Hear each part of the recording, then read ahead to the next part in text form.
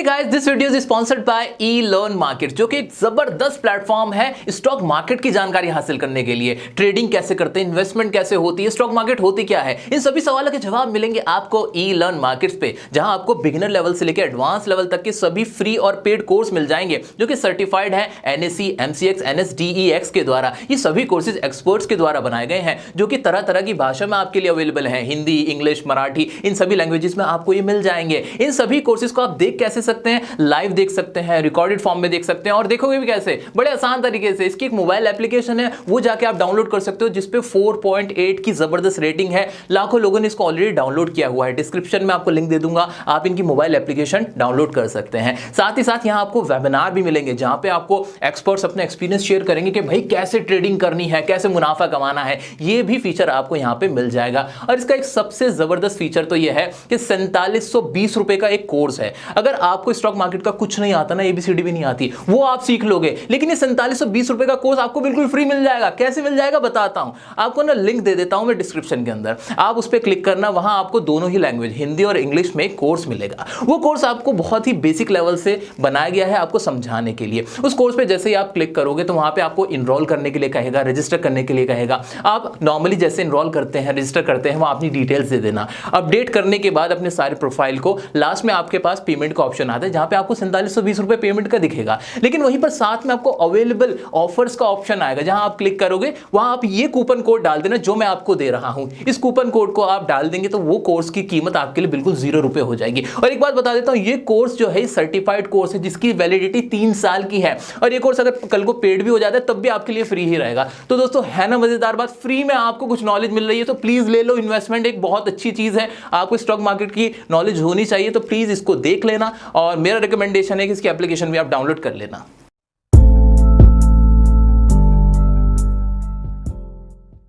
वाह सुनील बाबू, नई गाड़ी कितने में ले ली? 50 लाख की गाड़ी सिर्फ 50,000 में ले ली मैंने।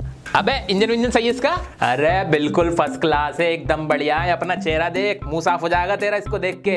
बस इंजन खराब है, वो मैं सही करा लूंगा, बतेरे जानकार है मैकेनिक मेरे। अबे मैं खुद मैकेनिक हूँ, इंजन खराब है तो डब्बा है ये। पागल आगल हो गया है, जल रहा भाई तू, जलने वालों, निकलो निकलो निकलो यहाँ से निकलो। अबे पागल हो गया क्या? सच कह रहा हूं मैं। सही में? इसका मतलब मैं लुट गया। हाय मैं लुट गया। दोस्तों देखा आपने, बिना इंजन के एक गाड़ी बिल्कुल डब्बा होती है। बिल्कुल इसी तरह का हमारा आज का टॉपिक है। जी हाँ, हमारी वर्ब जो होती है वो हमारी इंग्लिश सेंटेंसेस का इंजन होती है। अगर इंजन नहीं है तो पूरा सेंटेंस एकदम गलत है, उसका कोई मीनिंग निकल ही नहीं सकता है। इससे पहले मैं पार्ट्स ऑफ स्पीच की सीरीज में आपको नाउन और प्रोनाउन की वीडियो बना के दे चुका हूं। वो अगर आपने नहीं देखी तो डिस्क्रिप्शन में लिंक देता हूं, वो देख लेना। और आज की वीडियो बहुत अहम होने वाली है दोस्तों, क्योंकि मैं आज आपको इंजन पढ़ाने वाला हूं। असल जो इंग्लिश के सेंटेंसेस बनते हैं, कैसे बनते हैं, वो सब समझ में आएगा। ग्रामर की सारी समझ आपको आ जाएगी। अगर अब तक ग्रामर नहीं समझ में आती थी, आज समझ में आएगी। तो आइए बिना देरी शुरू करते हैं। वर्ब होती क्या है? ये पार्ट्स ऑफ स्पीच का एक पार्ट होती है, जो हम पढ़ के आए थे अभी, नाउन प्रोनाउन, उसी तरह से एक पार्ट है हमारा वर्ब। अब वर्ब की डेफिनेशन क्या है? बचपन से पढ़ते हुए आए, the words which show the action और state of being are called verb. इसी तरह से हिंदी में जिन शब्दों से किसी काम के करने या होने का पता चले, उसे क्रिया कहते हैं या वर्ब कहते हैं। ये तो थी फॉर्मेलिटी वाली बात, लेकिन मैं आपको ये सब कुछ नहीं पढ़ाने वाला हूं, पहले सुन लो, ठीक है? मैं आपको बताता हूं कि असल में वर्ब क्या होती है। जैसे मैंने शुरुआत में कहा था कि वर्ब होती है हमारा इंजन। इंजन का मतलब क्या होता है भाई? इंजन का मतलब होता है जान। अगर किसी गाड़ी के अंदर इंजन नहीं है ना, तो वो गाड़ी चल ही नहीं सकती। बिल्कुल यही बात होती है हमारे वर्ब के साथ। पूरी ग्रामर के अंदर, पूरी इंग्लिश के अंदर, जितनी भी आप इंग्लिश बोलते हो ना, जितनी भी आप पढ़ते हो समझते हो, उसमें वर्ब हमेशा मौजूद रहती है। उसके बिना कोई कल्पना ही नहीं कर सकता कोई भी सेंटेंस बनाने की। सेंटेंस नहीं बन पाएगा। क्यों नहीं बन पाएगा, ऐसा मैं क्यों कह रहा हूं, प्रूफ करता हूं। रुको, ध्यान से समझते हो, बड़े आराम से देखते हैं। देखो, कोई भी सेंटेंस बनता है ना, ये आपको मैंने पहले ही बताई थी बात, कि उसके अंदर 3 चीजें होती हैं। एक होता है सब्जेक्ट, एक होती है उसके अंदर वर्ब, और तीसरा होता है हमारा ऑब्जेक्ट। एक कंप्लीट सेंटेंस इस तरह से बनता है। ये मैं इसको बॉक्स में कर देता हूं इस तरह से, ठीक है? ये बात आपको भी पता है, मैंने भी आपको बताई हुई है। तो इसके अंदर सब्जेक्ट और ऑब्जेक्ट, ये तो हमें पहले से पता था, मैंने आपको पढ़ा भी दिया था नाउन के अंदर, प्रोनाउन के अंदर भी, कि जो हमारे नाउन होते हैं, प्रोनाउन होते हैं, वही हमारे सब्जेक्ट बनते हैं या फिर ऑब्जेक्ट बनते हैं। लेकिन असल बात आ जाती है यहाँ पे वर्ब पे। अगर हमारे सेंटेंस के अंदर ऑब्जेक्ट नहीं भी है ना, तब भी काम चल जाता है। लेकिन अगर वर्ब नहीं है ना, काम चल ही नहीं सकता। ये इसी तरह से हुआ कि अगर मैं सब्जेक्ट को कहूं कि ये एक टायर है, क्या है ये एक टायर है, ये रहा टायर, ठीक है। मेरी ड्राइंग बहुत अच्छी नहीं है तो कोई इस बारे में मुझसे लड़ाई नहीं करेगा। ये एक टायर है और मैंने कहा ये एक और टायर है, 2 टायर है, 2 पहिए हैं, ठीक है, 2 पहिए ये रहे, ठीक है जी। तो ये 2 पहिए गाड़ी चल रही है, ठीक है जी, ये हमारी गाड़ी चल रही है, पी पी पी पी। और ये जो वर्ब है ना हमारी, ये है हमारा इंजन लगा हुआ है, ये गाड़ी के अंदर इंजन लगा हुआ है, ये गाड़ी के अंदर इंजन लगा हुआ है, ये गाड़ी के अंदर। अब मुझे एक बात बताओ आप, अगर ये टायर हमारा, ये दोनों टायर अगर हमारे पास हैं और हमारे पास ये इंजन ना हो तो क्या ये गाड़ी चल जाएगी? धक्का मारते रह जाओगे, चल नहीं सकती है, क्योंकि वर्ब का रोल ही है इसको पावर देने का। क्या करने का? पावर देने का। बिना पावर के आप इंग्लिश का कोई सेंटेंस बना ही नहीं सकते। इसलिए बहुत इंपॉर्टेंट हो जाता है कि हमें वर्ब को समझना कि वर्ब क्या होती है, कहां रखी जाएगी, इसकी क्या फॉर्म्स होते हैं, क्या टाइप्स होते हैं। मुझे उम्मीद है कि अब इस इंजन वाले एग्जांपल से ना आपका दिमाग बिल्कुल क्लियर हो रहा होगा। अभी और क्लियर करूं? चलो अभी और क्लियर करते हैं। अब इंजन, छोटी गाड़ी में छोटे इंजन लगते हैं। आपको बताया तो मैं इंजीनियर बनाता हूं आपको। आज की इस वीडियो देखने के बाद ना आप सब लोग इंजीनियर बनने वाले हो, ठीक है? तो तैयार हो इंजीनियर बनने के लिए? आओ चलो इंजीनियर बनाते हैं। जो भी हमारे इंजन होते हैं ना, जितने भी इंजन होते हैं वो एक साइज के नहीं होते, या ऐसा नहीं होता कि एक ही तरह के होते हैं। तरह तरह के इंजन होते हैं। कोई इतना सा भी इंजन होता है, कोई इतना बड़ा भी इंजन होता है, और कोई बहुत बड़े बड़े इंजन होते हैं। अब जैसे कि अगर मैं बात करूं एरोप्लेन की, जो हमारा हवाई जहाज होता है, उसमें 3 इंजन लगे होते हैं। क्यों लगाए होते हैं भैया? ऊंचा हवाई आसमान में उड़ाना, वरना तो फिर आप नीचे उड़ते हुए आ जाओगे फिर, ठीक है ना? तो इसीलिए क्या होता है, इंजन जो होते हैं वो डिपेंड करते हैं कि आपको कितनी पावर का चाहिए होता है। ये जो वर्ब है ना, कितनी पावर का चाहिए होता है, कभी छोटा चाहिए होता है, कभी बड़ा चाहिए होता है। उसी हिसाब से हमें गाड़ी जैसी चलानी होती है, हम इंजन लगा लेते हैं। स्कूटर में भी इंजन होता है, कार में भी इंजन होता है, बोट में भी इंजन होता है, जहाज में भी इंजन होता है, सब में इंजन होता है, लेकिन सब अलग होते हैं। इसी तरह से हमारी इंग्लिश की बात करते हैं। इंग्लिश के अंदर जो हमारी वर्ब होती है वो एक जैसी कभी हो ही नहीं सकती। कभी सेंटेंस में हमें कुछ और बताना होता है, कभी कुछ और करना होता है, कभी कहीं ताकत दिखानी होती है, कभी कहीं पे फील कराना होता है, कहीं कोई काम दिखाना होता है। तो डिपेंड करता है कि हम सेंटेंस में, इंग्लिश का जो हम सेंटेंस बना रहे हैं उसमें हम क्या कहना चाहते हैं, क्या काम कर रहे हैं, किस तरह का काम कर रहे हैं। उसी हिसाब से हम क्या करते हैं, हमारे इंजन को, हमारी इस वर्ब को हम चेंज करते हैं, इसके टाइप हो जाते हैं। इतना समझ में आया कि वर्ब का काम क्या हो रहा है? वर्ब का काम बस यही हो रहा है कि जो भी हमारे सेंटेंसेस होते हैं उसके अंदर वर्ब जरूर आएगी। अगर वर्ब नहीं तो सेंटेंस नहीं। पूरी इंग्लिश की कहानी इसके इर्द गिर्द ही घूमती रहेगी। आओ अब बात करते हैं इसकी डेफिनेशन की। अभी तो ये मोटी मोटी बात थी, मैं आपको अंडरस्टैंडिंग करा रहा था। आओ चलो देखते हैं क्या है। हाँ, क्या डेफिनेशन क्या लिखी है भाई? द वर्ड्स, शब्द, शब्द ही है, ये भी इंग्लिश का एक शब्द है, वर्ड है। वर्ब हमारे क्या है? एक शब्द है, पार्ट्स ऑफ स्पीच है, जैसा कि मैंने आपको बताया था, ठीक है। विच शो, जो क्या करते हैं, दिखाते हैं। क्या करते हैं जी? दिखाते हैं। भाई रेड पेन दे दो मुझे। क्या दिखाते हैं भैया? एक्शन। किस चीज को दिखाते हैं? एक्शन। एक्शन का मतलब एक्शन, एकदम एक्शन नहीं आ जाते, हीरो के भी एक्शन होते हैं, यानी कोई काम। एक्शन का मतलब काम, रजनीकांत, ठीक है। एक्शन। और स्टेट ऑफ बीइंग, इसका मतलब क्या होता है? State of being. बीइंग का मतलब होना, किसी काम के करने या फिर होने। अब होने का मतलब क्या हो गया? अरे होना, तुम यहां पर हो, मैं वहां पर था, ठीक है, वो वहां होगा, ये क्या है? होना ही तो है ना, प्रेजेंट होना। यहां पे मैं क्या कह सकता हूं? एग्जिस्ट होना किसी चीज का, या फिर किसी चीज का प्रेजेंट होना, किसी चीज की प्रेजेंस को, ठीक है। डेफिनेशन को तोड़ तोड़ के ना पूरा पोस्टमार्टम कर लेंगे और यहीं से समझ में आएगा जो क्रक्स होता है ना वर्ब का वो। तो क्या लिखा हुआ है यहाँ पे? The words which show the action. ऐसे शब्द, लेटर्स का ऐसा ग्रुप। क्या कहा मैंने? लेटर्स का, अक्षरों का एक ऐसा ग्रुप, ऐसा समूह जो हमें दिखाता है एक्शन को। किसको दिखाता है? जिसको पढ़ने के बाद पता चल जाए कि कोई काम हो रहा है। क्या हो रहा है? कोई काम हो रहा है। या फिर स्टेट ऑफ बीइंग, या कोई चीज है, या फिर कोई चीज है। अब ये है वाला क्या केस है? ये वाला समझाओ पहले हमें। अरे अभी बताएंगे क्या है ये, इसके बारे में ही बात होगी। किसी काम के करने या होने को हमने क्या देखा कि भाई वर्ब होती है। अब कैसे होती है वो उसको देखते हैं, ठीक है। अब हिंदी में भी यही था, जिन शब्दों से किसी काम के करने या होने का पता चलता है उन्हें क्रिया कहते हैं, ठीक है। अब एग्जाम्पल से समझ में आएगा कि ये एग्जिस्ट का मतलब क्या हो रहा था। आओ देखते हैं। जैसे कि स्पीक मतलब बोलना। बोलना एक काम है, हाँ है। जहां भी आपकी एनर्जी लगती है ना, क्या काम है ना, जहां भी आपकी एनर्जी लगती है, कोई भी काम, जो भी ऐसा काम है जो एनर्जी लग रही है, किसी भी तरह की एनर्जी, काइनेटिक एनर्जी कह लो या फिर आप पोटेंशियल एनर्जी कह लो, जो भी एनर्जी। भैया आज आप साइंस पढ़ के जाने वाले हो, मैं बता रहा हूं आप लोगों को, क्योंकि ये साइंस वाली चीज हो गई आपके लिए। भैया कोई सी भी एनर्जी जो भी आप पढ़ते हो ना, हर तरह की एनर्जी, कहीं भी किसी भी तरह की एनर्जी अगर लग रही है तो वो हमारी क्या कहला देगी? वर्ब होगी। वो क्या होगा? काम। वर्ब का काम होगा। काम का मतलब मशीन चलाना नहीं है। कि आप कोई कारखाने में मशीन चला रहे हो, कोई हथौड़ी पीट रहे हो, वही काम है। काम का मतलब हंसना भी एक काम है, रोना ये भी एक काम है, लड़ना भी काम है, पढ़ना भी काम है। जो भी आप एनर्जी लगा रहे हो वो सारे काम होंगे। समझ में आया? कोई भी एक्शन। तो स्पीक हो गया, बोलना। गो मतलब जाना भी एक काम है भाई, एनर्जी लग रही है। लर्न याद करना, कोई चीज पढ़ना, ठीक है। एक्सेप्ट करना, स्वीकार कर लेना, इसमें भी एक काम हो रहा है, ये मेंटल काम है, एक्सेप्ट कर लिया मैंने, ठीक है। वॉक चलना, ये भी काम है। रीड पढ़ना, टीच पढ़ाना, प्ले खेलना, पबजी खेलते हो तुम, cut cut cut cut cut, पूरी दिमाग की एनर्जी लगती है, हाथों की एनर्जी लगती है, ऐसे थोड़ी खेल लिया जाता है पबजी, बहुत मेहनत का काम है भाई। रीड, दोबारा आ गया रीड, ओके चलो इसे काट देते हैं। अंडरस्टैंड करना, समझना, अरे बहुत सारे काम हो गए। अब आप सोचने बैठ जाओगे कि कौन कौन सी क्रिया होती है। हाँ, पूरे दिन हम क्रिया ही करते रहते हैं, सारे ही हमारे काम होते हैं, ठीक है। तो वर्ब का रोल इसलिए इंपॉर्टेंट होता है क्योंकि हम जो भी कर रहे होते हैं, हम काम ही तो कर रहे होते हैं, सारी बातें बता रहे होते हैं, ठीक है। अब ये वाला तो हमें समझ में आ गया कि एक्शन का मतलब क्या है। ये तो हमको बहुत अच्छे से क्लियर है कि भाई एक्शन का मतलब कोई भी मैंने अगर काम किया, उस शब्द को मैं कह दूंगा, उस वर्ड को मैं कह दूंगा कि ये वर्ब थी, क्या थी, ये क्रिया थी। क्लियर हो गया? बिल्कुल क्लियर हो गया। बात आती है स्टेट ऑफ बीइंग की। होने का मतलब क्या हुआ? होने का मतलब यहां से मैंने आपको रेड पेन में लिखा है जानबूझ के। इज का मतलब, आई एम का मतलब और आर का मतलब क्या होता है? होना। इसका मतलब हिंदी क्या निकलती है इसकी? है। एम की क्या निकलती है? हूं। आर की मतलब क्या होती है या फिर हो, ठीक है।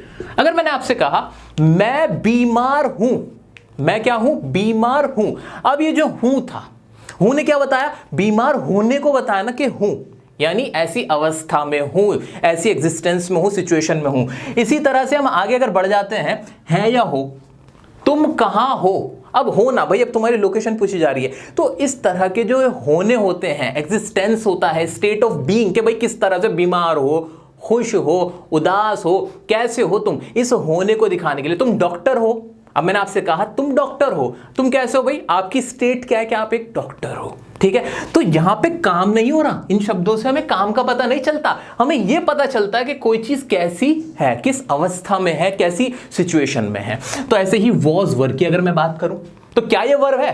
देखो ना, था, थी, थे, इसकी आवाज ही निकलेगी। यानी मैं कल दिल्ली में था, तो यानी ये जो था है ये भी एक वर्ब है। हैज और हैव की बात करूं अगर मैं, हैज हैव का इस्तेमाल होता है किसी चीज के पास होने के सेंस में। कोई चीज अगर आपके पास है तो ये भी दिखा रहा है, किसको दिखा रहा है? स्टेट ऑफ बीइंग को दिखा रहा है कि वो कैसी है, पास है, नहीं है। क्लियर हो रहा है कि नहीं हो रहा? अभी हम कुछ नहीं पढ़ रहे हैं, अभी तो बस मैं आपको एक बेसिक अंडरस्टैंडिंग करा रहा हूं और कुछ भी नहीं करा रहा, ठीक है दोस्तों। तो अभी मैंने इस डेफिनेशन का ना पोस्टमार्टम किया बढ़िया करके एकदम, कि इस डेफिनेशन का मतलब क्या निकला। तो मुझे तो यह समझ में आया कि जो भी शब्द मुझे किसी काम के करने को बता देते हैं या किसी काम के होने को बता देते हैं, किसी चीज के होने को बता देते हैं, वो कहला देते हैं वर्ब। और ये इंपॉर्टेंट क्यों है? क्योंकि कोई भी सेंटेंस बिना वर्ब के नहीं बन सकता। ये इंग्लिश का रूल है भाई। क्या है कि कोई भी सेंटेंस बिना वर्ब के हो नहीं सकता। कैसे नहीं हो सकता सर? अगर ये सेंटेंस है मेरा, यहाँ कहाँ लिखूँ, यहाँ लिख देता हूँ, शी इज अ टीचर, इसमें तो वर्ब ही नहीं है, हमें बहुत ज्यादा डाउट हो जाता है, कंफ्यूज हो जाते हैं हम। हमें लगता है कि बस जो वर्ब है ना वो यही होती है, स्पीक, गो, लर्न। अरे ये जो हेल्पिंग वर्ब है ना, ये जो इज है, इस भी एक वर्ब है। ये क्या दिखा रही है यहाँ? अब देखो जल्दी से, किसी चीज के होने को दिखा रही है। यहाँ पे देखो ना, शी इज, कि वो है, तो यहाँ भी इसने क्या किया? एक वर्ब का काम किया। इज यहाँ पे वर्ब है। ऐसा कोई सेंटेंस बन ही नहीं सकता जिसके अंदर हमारी वर्ब ना। अभी और भी खुलासे होंगे आपके सामने, जहां आपको पता चलेगा कि वर्ब की और भी फॉर्म्स होती थी, और भी टाइप होते थे जो सेंटेंस के अंदर आते हैं, पर आपको नहीं पता था। अभी मुझे पूरी उम्मीद है कि आपका कॉन्सेप्ट तो एकदम क्रिस्टल क्लियर हो गया है कि वर्ब क्या होती है। आइए इसके बारे में और बातें बताता हूं।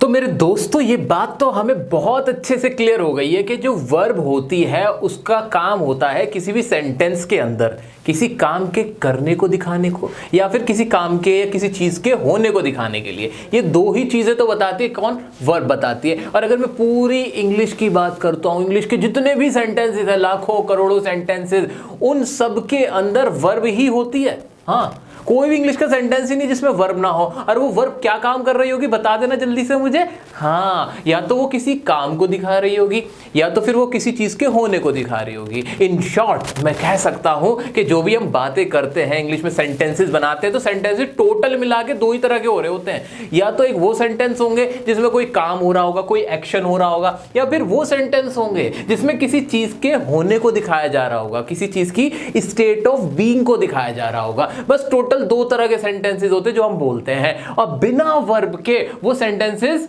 बन ही नहीं सकते। समझ में आया कि नहीं समझ में आया? आज मुझे बताओ कि ग्रामर का ये वाला पॉइंट तुम्हें पहले पता था कि नहीं पता था? अगर नहीं पता था और अब पता चला तो वीडियो को जल्दी से लाइक कर दो, ठीक है। अब बताओ दोस्तों, ये थी मेरी गाड़ी, ये थी ना मेरी गाड़ी, सब्जेक्ट था, ऑब्जेक्ट था, और जो वर्ब थी वो इसको चला रही थी, वरना तो धक्का मारना पड़ता, चल नहीं सकता था, ठीक है। ऐसा ही तो हो रहा था।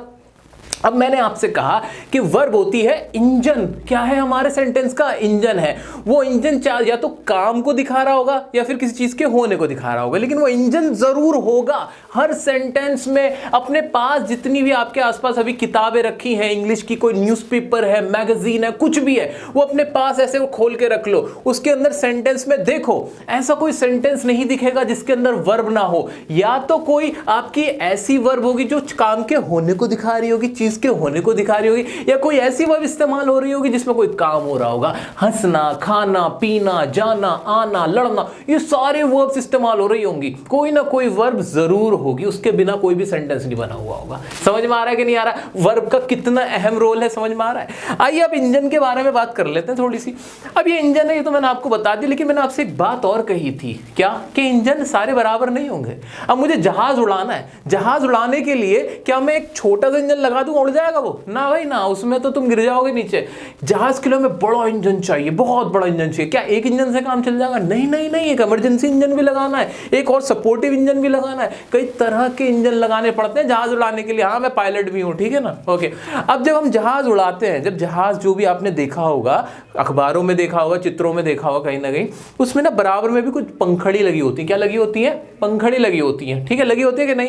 अब उसे चलाने के लिए मैं इतना बड़ा इंजन लगाऊंगा? नहीं नहीं नहीं, उसके लिए मैं क्या करूंगा, एक छोटा इंजन लगा दूंगा जिससे वो पंखड़ियां चल जाए, और पूरा जहाज उड़ाने के लिए एक और बड़ा इंजन लगा दूंगा। मतलब 2-3 तरह के इंजन लगाऊंगा। क्लियर हो रहा है कि नहीं हो रहा? अब वो जो पंखड़ी है उसका काम क्या है? उसका काम हेल्प करने का है। वो जो इंजन लगाया है वो किस लिए लगाया गया? हेल्प करने के लिए लगाया गया है। तो उस इंजन को, उस वर्ब को मैं क्या कहूंगा? हेल्पिंग वर्ब कहूंगा। कुछ गलत है कि नहीं? बिल्कुल समझ में आ रहा है? कोई डाउट ही नहीं है यार, इसमें कोई सोचने वाली बात ही नहीं है कि जब मैंने कोई ऐसा इंजन लगाया जो छोटे साइज का था, जिसका काम सिर्फ हेल्प करने का था, वो मेन नहीं था, उस इंजन को मैंने क्या कह दिया? हेल्पिंग वर्ब का नाम दिया। क्या नाम दे दिया? हेल्पिंग वर्ब का नाम दिया। कोई एक इंजन लगाया मैंने, इतना बड़ा, एक बोट में, एक जहाज के अंदर, पानी का जहाज है इतना बड़ा, एक लंबी गाड़ी है, ट्रक के अंदर मैं इंजन लगा रहा हूं, बस के अंदर एक बड़ा इंजन लगा रहा हूं। उस इंजन को क्या कहूंगा मैं? हेल्प करने के लिए क्या छोटा सा लगा दूंगा? नहीं नहीं, वहां तो एक बड़ा इंजन लगाया जाएगा। उस इंजन को क्या कहूंगा? मेन इंजन कहूंगा। क्या कहूंगा? मेन इंजन कहूंगा। बिल्कुल वही काम हुआ है आपका वर्ब के साथ, कि जो जितनी भी हमारी वर्ब्स थी ना, उनको हमने 2 कैटेगरी में डिवाइड किया। कौन सी 2 कैटेगरी में? एक वर्ब को तो हमने कहा हेल्पिंग वर्ब। क्या कहा? Helping verb. इनका काम क्या होता है? सिर्फ हेल्प करने का होता है। दूसरी वर्ब को हमने कहा, क्या कह दिया? एक्शन या फिर मेन वर्ब। ये मेन इंजन है, ये मेन इंजन है। ये वाले जो इंजन है, जो हेल्पिंग, इनका काम सिर्फ हेल्प करने का है। क्या करने का है? हेल्प करने का है। अच्छा, अब मैं थोड़ा रुकूंगा, मैं आता हूं आपके इसी स्ट्रक्चर पे। दुनिया का कोई भी सेंटेंस इस स्ट्रक्चर के बगैर नहीं बनता है। सब्जेक्ट चाहिए होती है, वर्ब चाहिए होती है, और ऑब्जेक्ट चाहिए होता है। ये चाहिए होता है ना। अब मैं आपसे एक सवाल पूछना चाहता हूं, क्या यहां पे जो मैं इंजन लगा रहा हूं, ये जो वर्ब लगा रहा हूं, अगर यहां मैं हेल्पिंग वर्ब लगाऊं तो ही ये बनेगा, या फिर हमेशा मुझे मेन वर्ब भी लगानी पड़ेगी? ऐसा कोई रूल नहीं है, आपकी मर्जी, जो चाहे करो। क्या? हाँ हाँ हाँ, मैं आपको एग्जांपल देके बताता हूं। जल्दी से कोई सेंटेंस बनाते हैं। सब्जेक्ट की जगह रख लेते हैं निशा। क्या रखते हैं? निशा। ये हो गया मेरा सब्जेक्ट, निशा मेरा सब्जेक्ट हो गया। अब यहां मुझे वर्ब रखनी थी। मैंने क्या करा? वर्ब के अंदर ना मैंने इनमें से, अभी हमें पढ़ना ही नहीं, अभी मैं पढ़ा नहीं रहा हूं, अभी कुछ नहीं पढ़ा रहे, अभी ये सारा अच्छे से पढ़ेंगे बाद में। निशा के साथ मैंने ना एक हेल्पिंग वर्ब लगाई। क्या लगाई? Helping verb. इज लगा देते हैं। मान लीजिए एक हेल्पिंग वर्ब होती है is. Nisha is going to Agra. मैंने सेंटेंस लिखा, Nisha is going to Agra. Nisha कहां जा रही है? आगरा जा रही है। कहां जा रही है? आगरा जा रही है। ठीक है। एक और सेंटेंस बनाया मैंने, निशा, फिर सब्जेक्ट रखा, फिर वर्ब की जगह लिखा निशा वेंट। क्या लिखा मैंने? निशा वेंट टू आगरा। मैंने एक सेंटेंस भी लिख दिया। ठीक है। एक और लिखा मैंने, निशा निशा निशा निशा निशा निशा इज इन आगरा। मैंने ये सेंटेंस बनाया, 3 तरह के सेंटेंस बनाए मैंने, और मैं आपके सारे डाउट क्लियर कर दूंगा इन 3 सेंटेंस से, और कुछ भी नहीं करना है। मैंने आपसे कहा कोई भी सेंटेंस बनाने के लिए 3 चीजें चाहिए, जिसमें वर्ब नाम का इंजन जरूर लगा होना चाहिए। अब उसमें मैंने आपसे कहा कि 2 तरह की वर्ब्स होती हैं, छोटे इंजन है, एक बड़े इंजन है। छोटे इंजन को हमने कहा हेल्पिंग वर्ब का नाम, जिसमें कौन आते, mainly is, am, are, was, were, इतना आपने शायद सुना भी होगा, ये आते हैं। बड़े इंजन में बड़ी वर्ब्स आएंगी, कौन सी, जिसमें काम, एक्शन हो रहा होगा, आने का, जाने का। इतना क्लियर कर लो। अभी इसी बात को दिमाग में रखते हुए मैं इन 3 सेंटेंस को देखता हूं।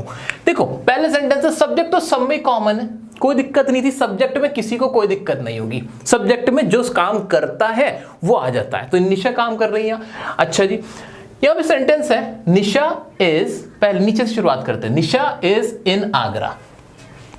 अब इसमें आप मुझे बता दो, ये जो इज आया है, क्या ये एक वर्ब है? हाँ है। इंजन तो लगा हुआ है। इंजन कैसा लगा हुआ है?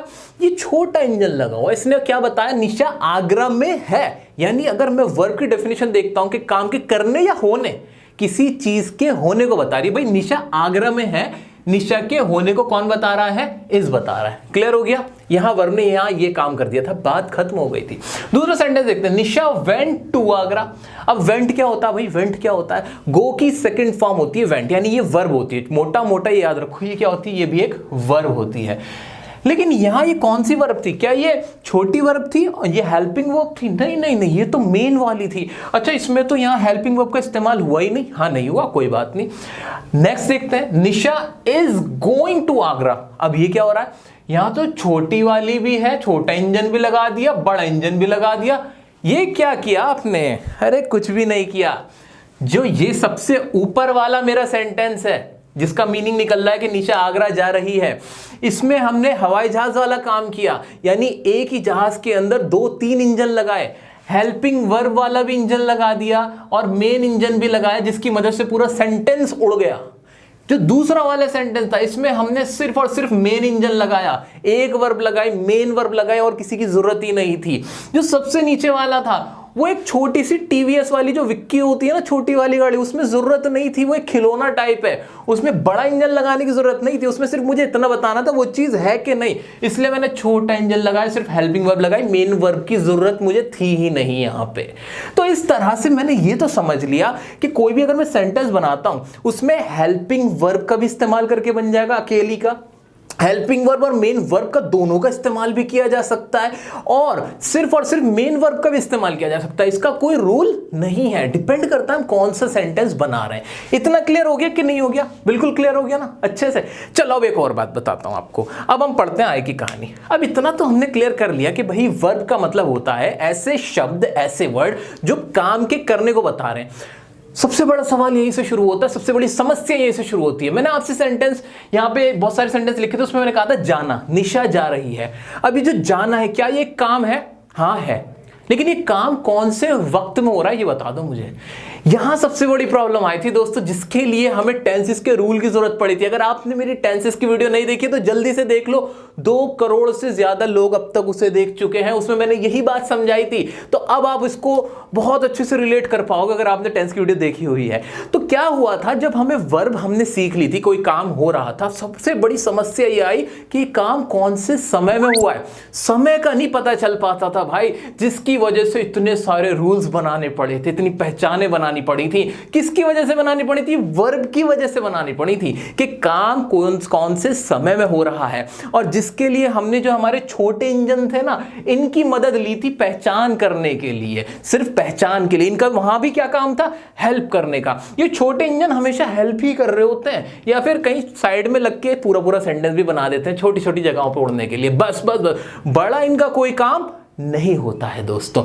आइए अब बताता हूं टाइप क्या है। अभी इतना क्लियर हो गया कि जो टेंसेस बने थे क्यों बने थे, टेंसेस के रूल की जरूरत क्यों पड़ी थी। सब्जेक्ट और ऑब्जेक्ट से तो फर्क ही नहीं पड़ता था। जब वर्ब आया, वर्ब ने हमें जरूरत महसूस कराई कि हमें पता चलना चाहिए कि ये जो काम हो रहा है कौन से समय में हुआ है, कितना हुआ है। ये सारी बातें बताने के लिए हमने टेंसेस पढ़ने पड़े थे। और अब आ जाते हैं वापस यहीं पे टाइप ऑफ वर्ब पे।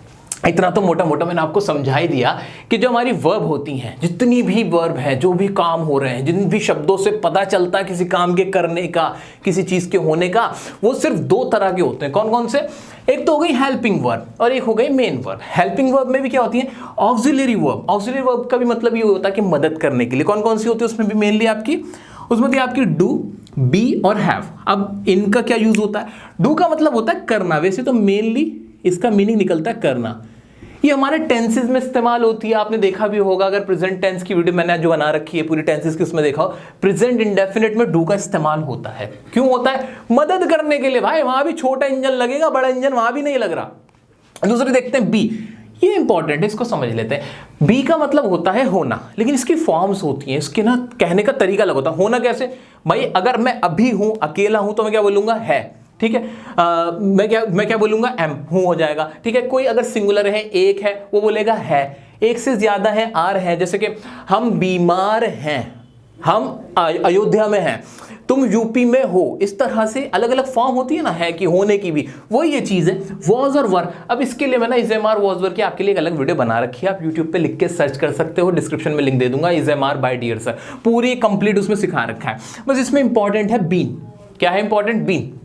अब ये बीन क्या होता है भाई, बीन का मतलब होता है कोई भी, या तो आप ये कहना चाहते हो कि मैं यहाँ पे जा चुका हूँ, विजिट कर चुका हूँ। जैसे I have been to Delhi, मैं कहा, मैं दिल्ली में जा चुका हूँ, कि दिल्ली में घूम चुका हूँ। तो बीन का एक वो इस्तेमाल होता है, और फिर इसका टेंस में इस्तेमाल होता है, परफेक्ट कंटिन्यूअस टेंस में इस्तेमाल होता है। जितने भी परफेक्ट कंटिन्यूअस होते हैं उसमें बीन होता है। तो ज्यादा इनकी इस्तेमाल नहीं है, बस मेनली क्या इस्तेमाल है, छोटे इंजन है, मैंने आपको बताया किसी चीज के होने को दिखाते हैं। डिटेल में मैंने आपके लिए वीडियो बना रखी है, वो देख सकते हो, यहां दोबारा रिपीट में करना नहीं चाह रहा, ठीक है। आगे बढ़ सकते हैं, आगे बढ़ते हैं। एक होता है हमारा हैव, ये भी हमारी क्या है, ऑक्सिलरी वर्ब है, हेल्पिंग वर्ब है। अब हैव का इस्तेमाल कोई भी चीज पास होने के सेंस में, जब आपके पास कोई चीज, आपको दिखाना हो ये चीज मेरे पास है। अच्छा, हैव का भी इस्तेमाल मैंने वहां बता रखा है उसी वीडियो के अंदर, जिसमें मैंने ये वाले सिखा रखे हैं। अब पास होने के सेंस में कोई भी चीज, कोई सामान हो सकता है, कोई जो चीज दिखती है, नहीं दिखती, सारी चीजें इसमें आ जाएंगी। जैसे यू हैव द ब्यूटी, तुम्हारे पास ब्यूटी है, सुंदरता है, इसमें भी पास होने के सेंस में है, ठीक है। इसकी फॉर्म कौन सी होती है, हैज, हैव, हैड। अब इनमें क्या डिफरेंस है, कोई डिफरेंस नहीं है। पास्ट में होंगे तो आप हैड का इस्तेमाल कर देंगे, प्रेजेंट में हैज या हैव का होगा, सिंगुलर है तो हैज, प्लूरल है तो हैव। तो इसमें भी इतनी ज्यादा डिटेल में बताने की कोई जरूरत नहीं थी, छोटे इंजन है दोस्तों। अब होगा खुलासा। मैंने आपसे कहा था ना, मैं आपके सामने एक बहुत बड़ा खुलासा करने वाला हूं, अब करता हूं वो खुलासा। जी आपने सुना होगा मॉडल वर्ब का नाम। मॉडल क्या होते हैं, मॉडल्स आप सर मॉडल, जिसे आप मॉडल पढ़ते हो, मॉडल नहीं होता भाई, वो मॉडल होता है, ठीक है। मॉडल वर्ब क्या होती है, ये भी हमारी हेल्पिंग वर्ब ही होती है। क्या क्या क्या हेल्पिंग वर्ब होती है, मॉडल। हाँ भाई, मॉडल भी वर्ब ही होते हैं, जो अंडर किसके आते हैं, हेल्पिंग वर्ब के ही अंडर आते हैं। इनका काम क्या होता है, इनका काम भी हेल्प करने का होता है। ये भी किसी एक्शन को नहीं दिखा रहे होते, काम को नहीं दिखा रहे होते, ये भी किसी चीज के होने को ही दिखा रहे होते हैं। क्योंकि मोटी मोटी बात तो आपको क्लियर हो गई ना, कि जितनी भी हमारी हेल्पिंग वर्ब है, उनका काम किसी चीज के होने को दिखाने को है। फॉर एग्जांपल, भाई मैं बीमार हूं, तुम अच्छे हो, निशा दिल्ली में है, वो बाजार में है, उसके पास पैसे हैं, मतलब होने को दिखाने को है, कहीं कोई काम नहीं हो रहा होता।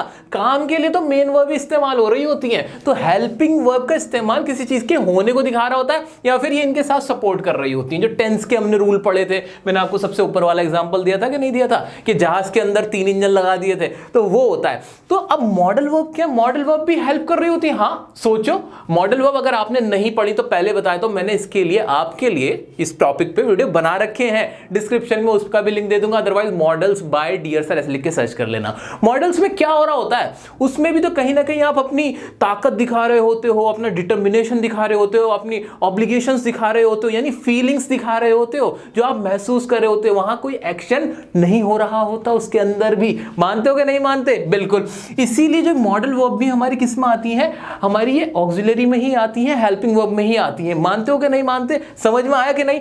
अब कैन, में, शुड, वुड सब कुछ पढ़ा रखा है आपके लिए, मैंने वीडियो बना रखी है, उसमें पढ़ लेना क्या होती है मॉडल वर्ब। इतना मुझे मोटा मोटा क्लियर हो चुका है अब कि भाई वर्ब क्या होती है, जो काम के करने या होने को बताएं।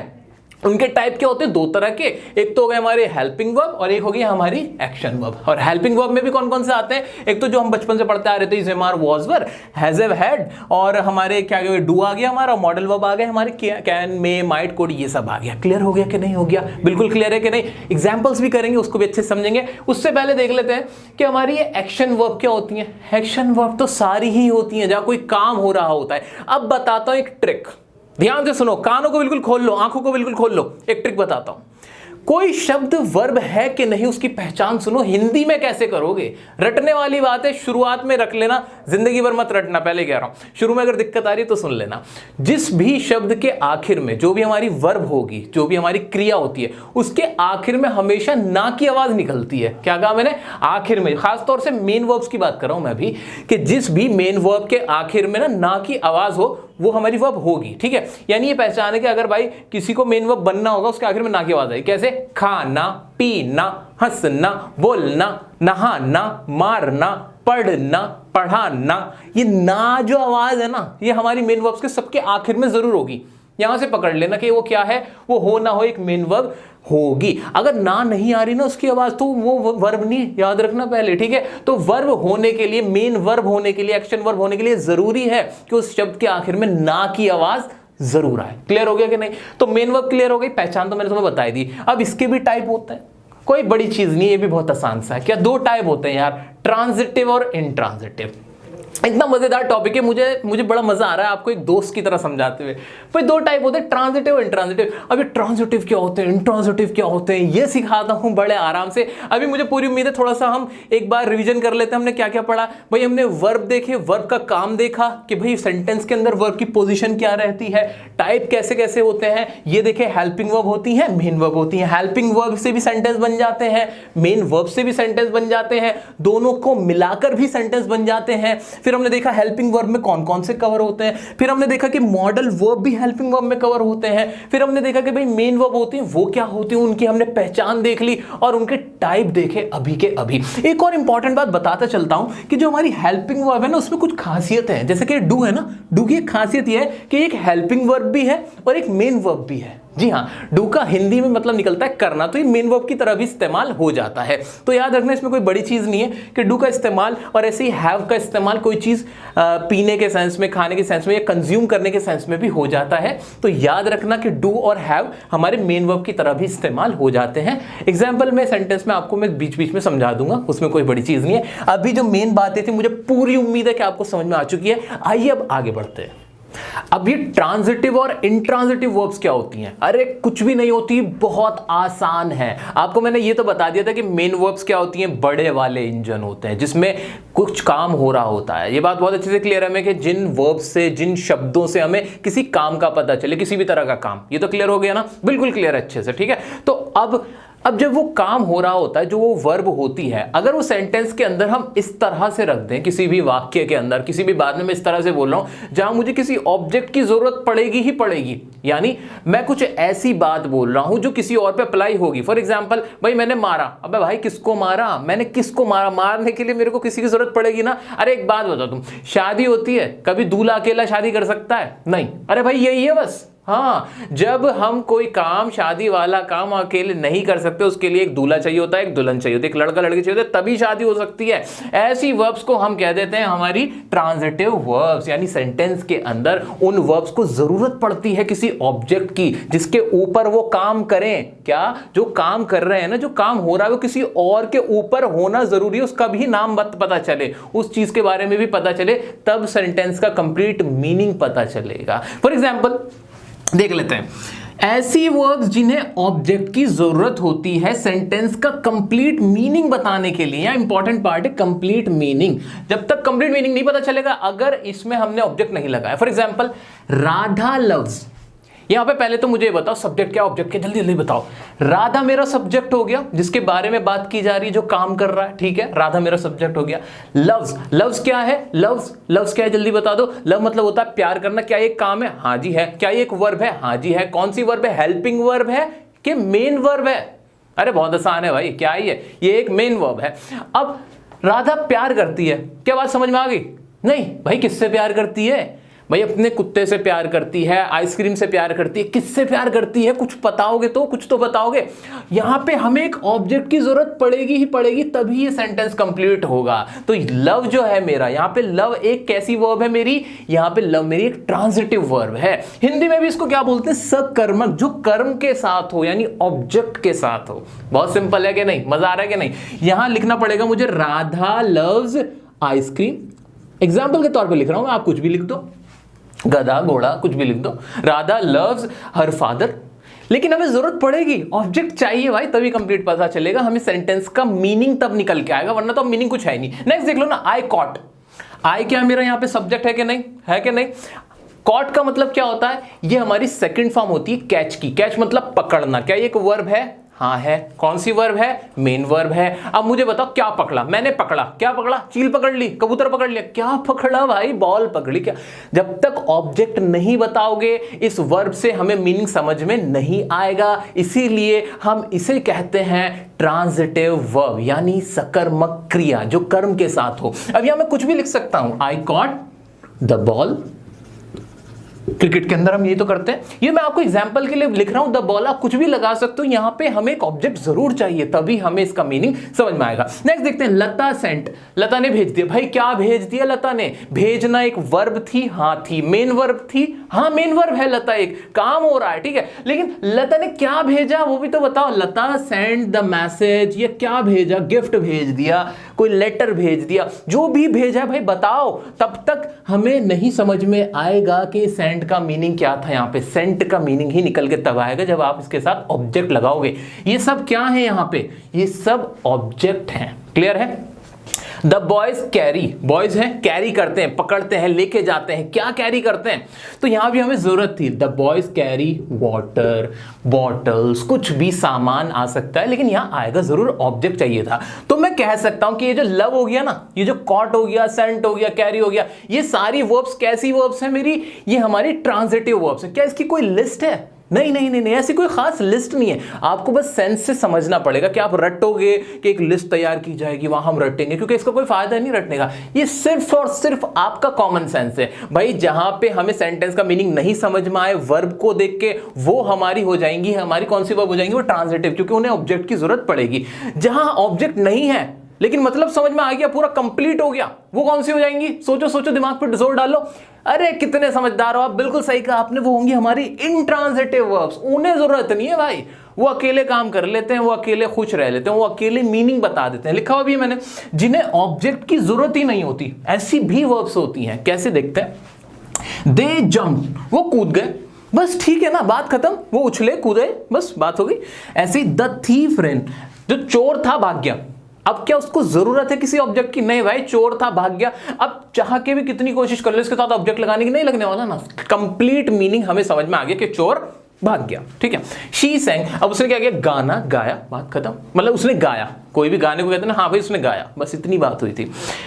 A light was shining, अब यहां पे शाइन देख रहे हो, एक वर्ब है कि नहीं, मेन वर्ब है, चमक रही है। लाइट क्या हो रही है, चमक रही है। क्या इसे ऑब्जेक्ट की जरूरत थी, नहीं जरूरत थी। तो जो वर्ब्स बिना ऑब्जेक्ट के भी कंप्लीट मीनिंग बता देती हैं किसी भी सेंटेंस का, किसी भी बात का, वो हमारी कहलाती हैं इंट्रांजिटिव वर्ब। इतनी सी बात है। अच्छा ये पढ़ क्यों रहे हैं, सवाल ये भी है, बहुत इंपॉर्टेंट क्वेश्चन है।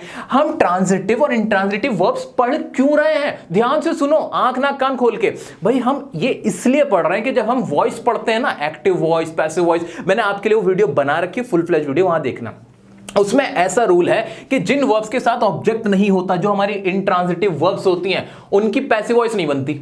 हाँ ये रूल है। बनेगी भी कैसे, क्योंकि अगर आपने वॉइस थोड़ी बहुत भी पढ़ी होगी तो वॉइस में क्या होता है, ऑब्जेक्ट सब्जेक्ट बनता है। जहां ऑब्जेक्ट होता ही नहीं, जिन्हें जरूरत ही नहीं है, तो उनकी पैसिव वॉइस नहीं बनती। अब आप देख पा रहे हो कि कितनी अंडरस्टैंडिंग कर पा रहे हैं हम लोग। इसीलिए मैंने कहा था ये वीडियो बहुत अहम है, क्योंकि अब हमारा सेंटेंस कंप्लीट हो जाता है। सब्जेक्ट रखना हमें आ गया था नाउन प्रोनाउन से, ऑब्जेक्ट रखना हमें आ गया था, लेकिन वर्ब की कमी थी। अब वर्ब भी आ गया, तो तीनों चीजें मिलकर ही तो एक सेंटेंस बनाती हैं। और अब मैंने आपको ये तीनों चीजें पढ़ा दी हैं, तो यानी अब आपकी अंडरस्टैंडिंग हो गई। अच्छा मेरे वो साथी जो पहली बार ये सब पढ़ रहे हैं, बहुत बेसिक से मेरी पार्ट्स ऑफ स्पीच की सीरीज फॉलो करते हुए आ रहे हैं, उनको मैं बता देता हूं। आपने नाउन कर लिया था, प्रोनाउन कर लिया था, ये वर्ब कर ली। इस वर्ब की वीडियो को देखने के बाद आप मेरी टेंस की वीडियो जरूर देख लेना। अब आपको टेंस बहुत अच्छे से क्लियर हो जाएंगे, क्योंकि आपको रीजन सब पता चल गए। तो ये वीडियो देखने के बाद टेंस की वीडियो देख लेना, टेंसेस बाय डियर सर लिख के, उसे अभी करोड़ों लोग देख चुके हैं, आप भी जल्दी से देख लेना। और आपको बिल्कुल स्टार्टिंग से बेसिक से कह दो ना, इंग्लिश सिखा दो, यहीं से आपको इंग्लिश सीखने को मिल जाएगी बहुत ईजी तरीके से। आइए और चीज देख लेते हैं। ट्रांजिटिव और इंट्रांजिटिव का तो चक्कर मैंने आपको बता दिया कि क्यों पढ़ते हैं, क्यों पता होना चाहिए और क्या होते हैं, ठीक है। लेकिन कुछ वर्ब्स ऐसी होती हैं इनमें कुछ वर्ब्स ऐसी होती हैं जो ट्रांजिटिव भी बन जाती है, इंट्रांजिटिव भी बन जाती है। कैसे बताता हूं, जैसे फॉर एग्जांपल सेंटेंस लिखा मैंने, बर्ड्स, पक्षी, फ्लाई, पक्षी क्या करते हैं, उड़ते हैं। फ्लाई का मतलब क्या होता है, उड़ाना या फिर उड़ना। तो यहां मैंने जब सेंटेंस को देखा तो मेरा बर्ड क्या था, ये बर्ड्स क्या है, हमारे सब्जेक्ट है, फ्लाई मतलब उड़ना या उड़ाना होता है, तो ये हमारी वर्ब हो गई और सेंटेंस कंप्लीट हो गया। भाई पक्षी क्या करते हैं, उड़ते हैं, बात खत्म हो गई, समझ में आ गया पूरा, है ना। ऑब्जेक्ट की जरूरत नहीं पड़ी। इस हिसाब से ये हमारी इंट्रांजिटिव वर्ब बन गई कि नहीं बन गई? अग्री करते हो? बिल्कुल अग्री करते हो। आगे देखते हैं। लेकिन अगर इसी फ्लाई को मैं इस तरह से यूज करूं, ही फ्लाइज, वह उड़ाता है, क्या अब आपको ये इसका कंप्लीट मीनिंग समझ में आ रहा है? क्या उड़ाता है भाई? गाड़ी उड़ाता है, वो पतंग उड़ाता है, वो घर उड़ा देता है, वो क्या उड़ा रहा है? कुछ नहीं समझ में आ रहा। लेकिन वर्ब तो हमारी सेम ही थी, जो कि एक इंट्रांजिटिव थी। अब ये क्या कैसी बन गई? ट्रांजिटिव बन गई। तो देखा दोस्तों कैसे कमाल हो जाता है। तो आपको अपने कान के, आंख के सारे पर्दे खोल के रखने पड़ेंगे, दिमाग का पूरा ढक्कन खोल के रखना पड़ेगा, तभी समझ में आएगा। सेंस को देखना है। अगर ऑब्जेक्ट की जरूरत नहीं पड़ रही, सेंस कंप्लीट हो रहा है, सेंटेंस कंप्लीट हो रहा है, समझ में आ रहा है, तो वो हमारी इंट्रांजिटिव है। अगर सेंटेंस में ऑब्जेक्ट की जरूरत पड़ रही है, तभी समझ में आएगा कि आगे क्या बात हो रही है, तो हमारा वो ट्रांजिटिव है। क्लियर हो गया कि नहीं? इसी तरह से दो वर्ब्स ऐसी हैं जो हमेशा ही आपकी कैसी रहेंगी, वो हमेशा ही आपकी इंट्रांजिटिव रहेंगी। कौन सी हैं? एक तो है आपकी अराइव, पहुंचना कहीं पे। इसको कभी भी आप ये नहीं कह सकते कि भाई ऑब्जेक्ट के साथ हो, क्या लगाओगे, ऑब्जेक्ट लग ही नहीं सकता। इसी तरह से एक हो गई हमारी डाई, डाई मतलब भी होता है मरना, वह मर गया, ही डाइड, बात खत्म हो गई ना। अब आगे क्या लगाओगे, कुछ भी नहीं लग सकता। तो दोस्तों ये कॉन्सेप्ट था हमारा ट्रांजिटिव और इंट्रांजिटिव वर्ब का। क्यों पढ़ते हैं ट्रांजिटिव इंट्रांजिटिव, ये भी मैंने आपको बता दिया है। तो मजा आ रहा है कि नहीं? अब देखते हैं कुछ और बातें मेन वर्ब से रिलेटेड। दोस्तों अब हम सम अप करेंगे। हमने अभी तक क्या क्या पढ़ा है, बहुत आसान तरीके से। हमने ये देखा था कि भाई वर्ब क्या होती है। वर्ब ऐसे वर्ड्स होते हैं जिनसे किसी काम के करने या होने का पता चलता है, और यहीं से हमने फिर निकाल लिए थे इसके टाइप। करने वालों को हमने क्या कहा था, बड़े इंजन है। क्या होते हैं? बड़े इंजन। और उनको हमने नाम दे दिया था मेन वर्ब्स का। जो छोटे इंजन थे उनको हमने क्या कहा था, होने का पता लगाते हैं। जैसे कि हेल्पिंग वर्ब हो गए थे हमारे, जिसमें हमने डू देखा था, बी देखा था, हैव देखा था, है ना। जैसे मैंने कहा कि आई एम अ डॉक्टर, मैं हूं एक डॉक्टर। यू आर सैड, तुम कैसे हो, उदास हो। शी इज हैप्पी, तो ये इज एम आर जो मेन थे, वॉज वर हैज है, पास होने के सेंस में। आई हैव अ पेन, तो ये पास होने के सेंस में, या कैसे आप हो, आपकी स्टेट ऑफ बीइंग को दिखाने के लिए हमने हेल्पिंग वर्ब्स देखी थी, जिसमें मॉडल वर्ब शामिल थी और हेल्पिंग वर्ब शामिल थी। क्लियर हो गया? लेकिन जब काम पूरा मेन एक्शन हो रहा होता है, उसको दिखाने के लिए हमने क्या देखा था, हमने देखी थी मेन वर्ब्स। फिर हमने मेन वर्ब्स को भी कैटेगराइज किया था। कैसे कैटेगराइज किया था हमने? उसमें देखा था ट्रांजिटिव वर्ब्स और इंट्रांजिटिव वर्ब्स। ट्रांजिटिव को अभी हमने खत्म किया, जिसमें भाई ऑब्जेक्ट की जरूरत पड़ती है जिस वर्ब के साथ, तभी कंप्लीट मीनिंग निकलता है, वो ट्रांजिटिव था। जिसमें ऑब्जेक्ट की जरूरत नहीं होती, अपने आप ही कंप्लीट हो जाता है पूरा सेंटेंस वर्ब से ही, उसको हमने क्या कहा था, वो हमारी होती है इंट्रांजिटिव वर्ब। इतना तो अब तक हमने पढ़ा है ना, ऐसे हमने सम अप किया है। अब मैं आपको पूरी कहानी सुनाने वाला हूं। अब देखो भाई, जहां भी हमारी ये वर्ब होती है ना, जहां भी क्रिया हो रही होती है, वो किसी खास समय में हो रही होती है। कहां हो रही होती है? किसी खास समय में हो रही होती है। तो उस समय कौन सा है, ये बताना भी जरूरी होता है। इसके लिए हमें टेंसेस के रूल्स की जरूरत थी, जिसके लिए मैंने आपसे कहा है कि आप जल्दी से टेंस की वीडियो देख लेना, अब आपको बहुत अच्छे से क्लियर हो जाएगा। इतना क्लियर है। लेकिन फिर भी क्या हुआ, जो हमारी जितनी भी वर्ब्स थी, हमने उन्हें एक बार और कैटेगराइज किया एडवांस मैनर में। जो हमने अभी तक जितना भी हमने पढ़ा था, जो हमने कैटेगराइज किया चीजों को, उनको हमने क्लासिफाई किया था, वो प्राइमरी लेवल का था। अब हम बड़े हो गए, हम अब एडवांस लेवल की बातें करेंगे। इसमें क्या है भाई, जितनी भी वर्ब्स थी ना, टोटल जितने भी काम हो रहे थे या जो भी होने का बता रही थी, हेल्पिंग वर्ब या मेन वर्ब, उन्हें हमने एक ऐसी कैटेगरी में कैटेगराइज किया है जो बहुत ही मजेदार है। कैसे मजेदार है जरा देखते हैं। मैंने लिखा है फाइनाइट वर्ब्स। क्या है ये फाइनाइट वर्ब्स? आपने सुना होगा कभी। अरे कुछ नहीं है ये, जिन वर्ब्स के साथ, क्या कहा मैंने, जिन वर्ब्स के साथ हमें टाइम बताना पड़ता है, जो टाइम के अकॉर्डिंग और पर्सन के अकॉर्डिंग चेंज हो जाती है। मतलब भाई जिसमें टेंस के रूल लगते हैं। हो ये बात बहुत बढ़िया है। जिन वर्ब्स के अंदर टेंस के रूल लगते हैं, वो क्या होती है, फाइनाइट वर्ब्स होती हैं। समझ में आया कि नहीं आया? बिल्कुल। इसमें क्या हेल्पिंग वर्ब शामिल होती है कि नहीं होती? हेल्पिंग वर्ब भी इसमें शामिल होती है। एग्जांपल देखेंगे अभी। अच्छा, जितनी भी वर्ब्स हैं, जितनी भी हमारे काम हो रहे होते हैं, जितनी भी हमारी वर्ब्स होती है, चाहे वो मेन वर्ब्स हो, एक्शन वर्ब्स हो या हेल्पिंग वर्ब्स हो, अगर उनमें टेंसेस के रूल लगते हैं, टेंस की वजह से या जो पर्सन है उसकी वजह से वो चेंज हो जाती हैं। क्या हो जाती है? वो चेंज हो जाती हैं। तो उसके वो वाली वर्ब्स हमारी कौन सी कहलाती हैं? Finite verbs. क्या? फाइनाइट। फाइनाइट का मतलब क्या होता है? देखो ना, मतलब देखो, फाइनाइट का मतलब होता है सीमित, लिमिटेड, यानी ये लिमिट हो जाती है, यानी इनकी एक लिमिट है कि अगर टेंस का रूल पास्ट का होगा तो ये पास्ट की बन जाएंगी, अगर फ्यूचर का होगा फ्यूचर की बन जाएंगी। ऐसे अगर ये हेल्पिंग वर्ब में आ रही हैं तो पर्सन को देखेंगी, सिंगुलर होंगी तो सिंगुलर वाली लगेंगी, प्लूरल होगी प्लूरल वाली लगेंगी। तो कुल मिला के जितनी भी वर्ब्स हैं जिसमें टेंस का रूल लगता है, नंबर का रूल लगता है कि भाई कौन सा पर्सन है, सिंगुलर है प्लूरल है, वो सारी इसमें कवर हो जाती है, जिसे हम क्या कह देते हैं, फाइनाइट वर्ब्स कह देते हैं। अच्छा इन शॉर्ट बताता हूं, अब मैं अपना आपको पढ़ा देता हूं, ये तो किताबी ज्ञान हो गया। अब मेरी सुनो, दुनिया की जितनी भी वर्ब्स हैं वो सारी फाइनाइट वर्ब्स ही हैं। हाँ, सारी वर्ब्स फाइनाइट वर्ब्स है, सारी फाइनाइट वर्ब्स है। तो फिर ये दूसरा टाइप क्या है, नॉन फाइनाइट वर्ब्स क्या है, ये क्या होती हैं?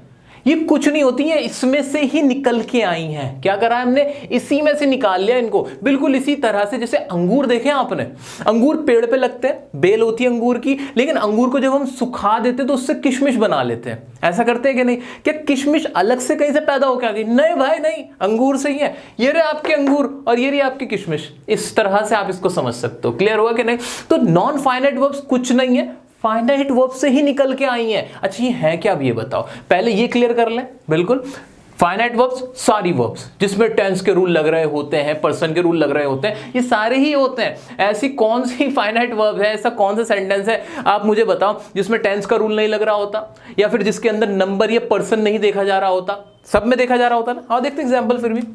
He spoke to me, अब इसमें सब्जेक्ट मेरा क्या था, ही था। स्पोक का मतलब क्या होता है, स्पीक की सेकंड फॉर्म हो गई। क्यों हो गई सेकंड फॉर्म? क्योंकि पास्ट की बात थी, यहां इसने अपने रंग बदल लिए। क्या कर लिए? रंग बदल लिए, सेकंड फॉर्म लगा दी।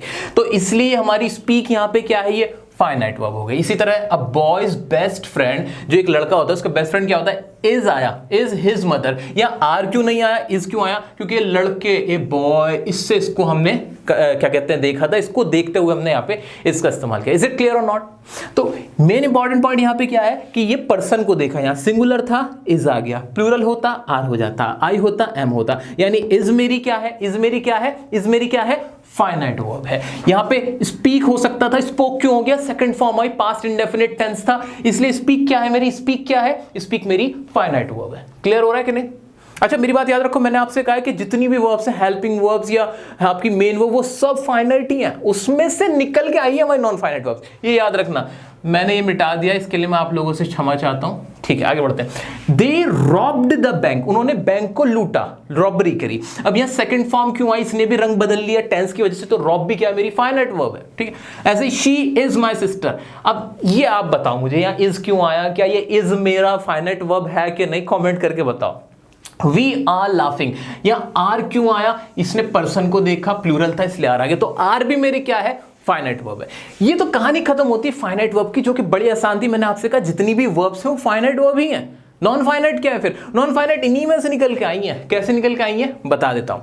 आपको पता ही होगा कि वर्ब की कुछ फॉर्म्स होती हैं। क्या होती हैं? कुछ फॉर्म्स होती हैं, वो मैं बता देता हूं। देखो जितनी भी हमारी एक्शन वर्ब होती है ना, जितनी भी हमारी एक्शन वर्ब होती है, जहां कोई काम हो रहा होता है, हंसने का, खाना पीना, बोलना, नहाना, समझना, समझाना, पढ़ना, पढ़ाना, याद करना, खेलना, खिलाना, तो दोस्तों जितनी भी हमारी मेन वर्ब्स होती हैं, अगर मैं कहूं कि हमारे बड़े वाले इंजन होते हैं, मेन वर्ब्स हमारे बड़े बड़े इंजन होते हैं ना, अब इन इंजन के साथ क्या किया गया, इनके साइज को ना अलग अलग डिजाइन का बनाया गया। मेनली 3 तरह के डिजाइन बनाए गए। कैसे कैसे? जिसे कहा गया एक फर्स्ट फॉर्म, दूसरा सेकंड फॉर्म और तीसरा थर्ड फॉर्म। इस तरह के 3 डिजाइन बना गए हमारे इन इंजन्स के। कौन से वाले के? जितनी भी हमारी मेन वर्ब्स थी उनके 3 डिजाइन बनाए गए। क्यों बनाए गए डिजाइन मैं बता देता हूं। ये 3 फॉर्म्स इसलिए बनाई गई ताकि हम जब टेंसेस की बात करें, जब टेंसेस की पहचान करें कि भाई कोई भी जो काम चल रहा है ना, जो भी काम हो रहा है, एक्शन हो रहा है, कौन से समय में हो रहा है, वो कितना हुआ है, इस सवाल का जवाब जब टेंस के रूल में जाके हम देखेंगे, टेंसेस के रूल बनाए गए, वहां हमें इन फॉर्म्स से हेल्प मिली, पहचान मिली कि भाई पहला डिजाइन है तो प्रेजेंट टेंस का है, अगर दूसरा डिजाइन है पास्ट टेंस का है, अगर तीसरी फॉर्म है, तीसरा डिजाइन है तो ये किसी और चीज का है, परफेक्ट टेंस का है। वो मैं यहां भी आपको टेंस नहीं पढ़ा रहा हूं, अलग से वीडियो बना रखी है, बहुत जबरदस्त वीडियो। अब देखोगे तो अब तो बहुत ही जबरदस्त तरीके से आपको समझ में आएगा सब कुछ। तो क्या कहा मैंने आपसे कहा कि जितनी भी हमारी मेन वर्ब्स थी ना, उनकी 3 फॉर्म बनाई गई। हमारे उन इंजन को, बड़े इंजन को 3 डिजाइन का बनाया गया। क्यों बनाया गया? ताकि पहचान की जा सके करके कि वो वर्ब कौन सा जो समय है उसमें वो चल रही है, कौन से समय में काम हो रहा है, वो कितना हुआ है, इस वजह से ये रीजन था। तो 3 फॉर्म बनाई गई। किससे बनाई गई भाई? इन्हीं से, फाइनाइट वर्ब्स में से ही निकाली है। ये किस में से निकाली है? फाइनाइट वर्ब्स में से ही निकाली, कोई नया काम नहीं हुआ है। मेन वर्ब्स देखो, फाइनाइट वर्ब्स में कौन कौन सी आ रही थी? हेल्पिंग वर्ब भी शामिल थी हमारी और हमारी मेन वर्ब्स भी शामिल थी। फाइनाइट वर्ब में दोनों है ना। अगर मैं कहूँ कि helping verb plus main verb तो क्या गलत है? नहीं, सही बात है। इसमें हेल्पिंग वर्ब्स भी हैं और मेन वर्ब्स भी हैं। फाइनाइट वर्ब्स में तो सभी हैं, लेकिन हमने क्या करा? सिर्फ मेन वर्ब्स को निकाला। क्या करा?